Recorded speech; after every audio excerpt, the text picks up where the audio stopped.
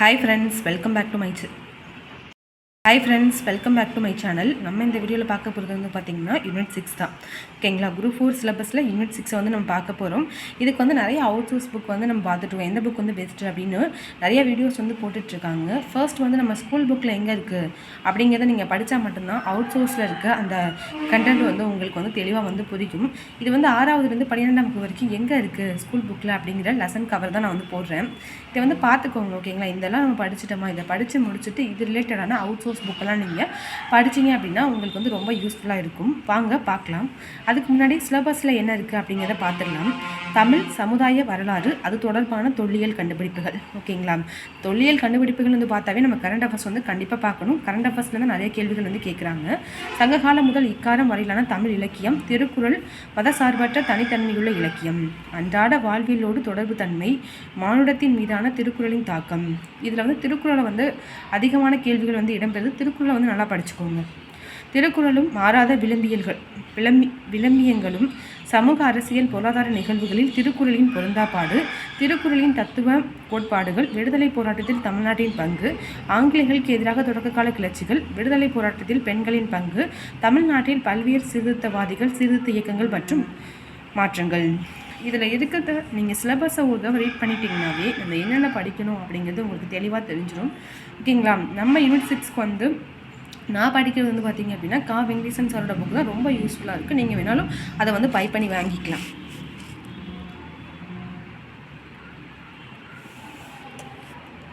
Okay friends, வாங்க நம்ம வந்து பார்த்துடலாம். ஃபர்ஸ்ட் வந்து பார்த்திங்கன்னா இது வந்து ஒரு பார்ட்டாக இந்த லெசன்ஸ்க்கு வந்து கவர் ஆகுதுங்கிற மாதிரி தான் நான் கொடுத்துருக்கேன். தமிழ் சமுதாய வரலாறு, அது தொடர்பான தொல்லியல் கண்டுபிடிப்புகள், சங்ககாலம் முதல் இக்காலம் வரையிலான தமிழ் இலக்கிய சான்றுகள். இந்த டைட்டில் வந்து எந்த லெசன்ஸில் வந்து கவர் ஆகுதுன்னு வந்து பார்த்துடலாம். 6th வந்து பார்த்திங்கன்னா டேர்ம் 1 லெசன் 4 வந்து பார்த்திங்கன்னா தமிழ்நாட்டின் பண்டைய நகரங்கள். 6th டேர்ம் 2 வந்து பார்த்திங்கன்னா லெசன் 1 வட இந்தியாவில் வேதகால பண்பாடும் தென்னிந்தியாவில் பெருங்கால பண்பாடும். 6th டேர்ம் 3 லெசன் 1 பண்டைய கால தமிழகத்தில் சமூகமும் பண்பாடும் சங்ககாலம். 6th டேர்ம் 3 லெசன் 4 தென்னிந்திய அரசுகள். 7th டேர்ம் 1 வந்து பார்த்திங்கன்னா லெசன் 3 தென்னிந்தியா புதிய அரசுகள், பிற்கால சோழர்களும் பாண்டியர்களும். 7th டேர்ம் 3 லெசன் 2 தமிழ்நாட்டில் கலையும் கட்டிடக்கலையும். 7th டேர்ம் 3 லெசன் 3 தமிழகத்தில் சமணம், பௌத்தம், ஆசித தத்துவங்கள். அதே மாதிரி 9th லெசன் 3 தொடக்க கால தமிழ் சமூகம் பண்பாடும். ஹிஸ்ட்ரியில் வந்து எடுத்துக்கிட்டிங்கன்னா 11th லெசன் 5 தென்னிந்தியாவில் சமுதாய உருவாக்கம். அதே மாதிரி 11th லெசன் 9 தென்னிந்தியாவில் பண்பாட்டு வளர்ச்சி. அதே மாதிரி 11th லெசன் 11 வந்து பிற்கால சோழர்கள் பாண்டியர்கள். எத்திக்ஸ் வந்து எடுத்துக்கிட்டிங்கன்னா 11th லெசன் 1 வந்து தமிழக பண்பாடு ஒரு அறிமுகம். 11th லெசன் 3 வந்து பார்த்திங்கன்னா தமிழ் இலக்கியங்கள் உணர்த்தும் வாழ்வியல் நெறிகள். 11th லெசன் வந்து 4 வந்து பார்த்திங்கன்னா தமிழர் கலைகள்.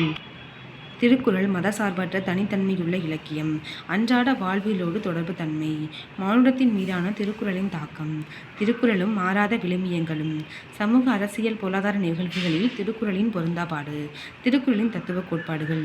இதுக்கு வந்து பார்த்திங்கன்னா 6th 12th வரைக்கும் இருக்க நியூ அண்ட் ஓல்டு புக்கில் இருக்க திருக்குறள் தொடர்பான அறிஞர்களின் கூற்று, அதே மாதிரி திருக்குறள் இதெல்லாம் வந்து நம்ம பார்த்துட்டாவே போதுமானது. பத்தலை அப்படின்னா நீங்கள் வந்து கொஞ்சம் அவுட் சோர்ஸ் வந்து போகலாம். விடுதலை போராட்டத்தில் தமிழ்நாட்டின் பங்கு, ஆங்கிலேயர்களுக்கு எதிரான தொடர்கால கிளர்ச்சிகள், விடுதலை போராட்டத்தில் பெண்களின் பங்கு. இதுக்கு கண்டிப்பாக நம்ம அவுட் சோர்ஸ் வந்து போய் தான் ஆகணும். ஓகேங்களா, இதுக்கு வந்து அப்போ தான் வந்து நம்ம நிறைய இன்ஃபர்மேஷன்ஸ் வந்து கேதர் பண்ணிக்க முடியும். ஓகேங்களா, இதுக்கு வந்து அதுக்காக நம்ம ஸ்கூல் புக்கில் ஃபஸ்ட்டு என்ன இருக்குது அப்படிங்கிறத நம்ம தெரிஞ்சுக்கணும்.